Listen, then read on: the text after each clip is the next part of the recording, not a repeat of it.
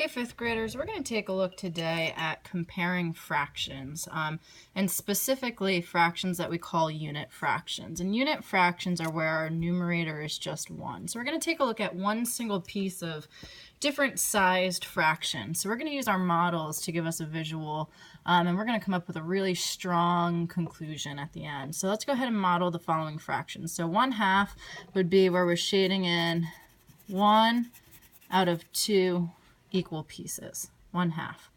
1/3 means that we have 3 total pieces, and we're going to go ahead and shade in 1 piece.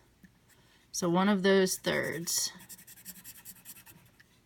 Okay, let's take a look at a quarter. Well, a quarter means that there's 4 total pieces, 1, 2, 3, 4. We're going to shade in one of them, 1/4.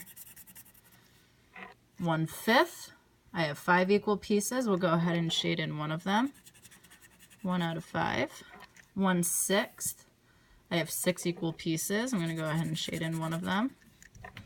And 1/10. I now have 10 equal pieces, and I'm going to shade in just one of them. Now, let's go ahead. We're going to look at this on the back side of your notes.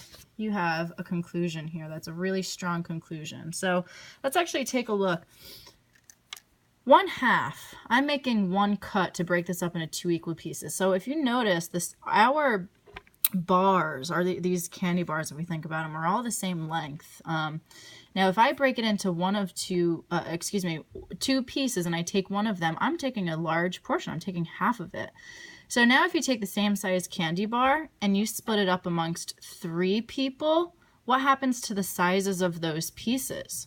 Well, since you're splitting it up amongst more people, each person is going to get a smaller share. Think about it in terms of money as well. If you had $1, if you want to have the most money, would you rather split up $1 amongst 2 people, or would you rather split up the dollar amongst 3 people? Most of us want to split it up amongst less people so that we can get more of a share, or more money, more of a portion. If we take a look at a quarter compared to a third, we're getting a little bit smaller because, again, we're taking the same size whole unit and we're breaking it up into more pieces. Think about like a pizza pie being broken up into more slices. If you keep cutting and cutting and cutting, what happens to the sizes of those pieces? Well, those triangular pieces start getting smaller and smaller and smaller. So I think we can come up with a really strong conclusion here that as our denominator increases, that means the total number of pieces increases. And what does that mean about the size of those pieces? Well, as we just were able to visualize, the size of our pieces decreases, gets smaller. The size of the pieces gets smaller. Now this is difficult. This is difficult for some students to wrap their brains around because they take a look at numbers. Like if I were to compare 2 and 10, we know that 10 whole things is more than 2 whole things. That's a no-brainer. But now all of a sudden when we're looking at 1/2 versus 1/10, well, if we go back to the front, so when we throw that 2 and 10 into the denominator, we're no longer thinking about 2 whole things and 10 whole things. We're now thinking about halves and tenths, which is totally different than 2 whole things and 10 whole things. And in fact, these denominators are 1. So if we go back to here, our 1/2 was much larger because half would be right here. Our 1/2 is much larger than 1/10. So students tend to get confused here because they see that 2 is less than 10, but then all of a sudden 1/2 is greater than 1/10. That's because you have to get out of your whole number thinking and you need to get into fraction mode. So in conclusion, this is a really major conclusion. The more pieces you break your whole unit up to, the smaller the pieces will be. So as your denominator gets bigger, 10 is bigger than 2, the size of that piece, that whole fraction of 1/10, is going to be smaller than your 1/2. $1 split up amongst 10 people is less money than $1 split up amongst 2 people. And we can use these unit fractions to help us compare fractions. And a unit fraction is a fraction with a numerator of 1.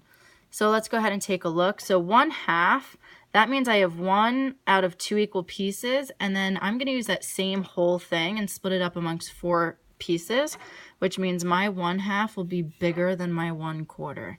My 1/2, and again, I can draw a picture here, half is definitely bigger than a 1/4. It's definitely bigger. 1/5, this has a larger denominator, which means it has more pieces, is going to be smaller than 1/3, which has less pieces, which means they are larger pieces. 1/9 compared to a 1/4. 1/9 is going to be one small sliver. 1/4 is definitely a bigger chunk. We can use this same idea even when we have numerators that are not 1. So if we look at 4/10, I have 4 1/10. So I have 4 pieces of a tenth. And then here I have 4 pieces of a 1/5.